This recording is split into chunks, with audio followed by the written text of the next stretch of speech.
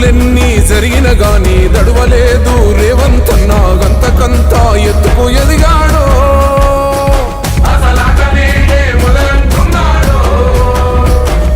మొక్కనాడు మూకోలేదు ఒక్కడై కొట్లాడాడు అందుకే పెద్ద నాయకుడయ్యాడు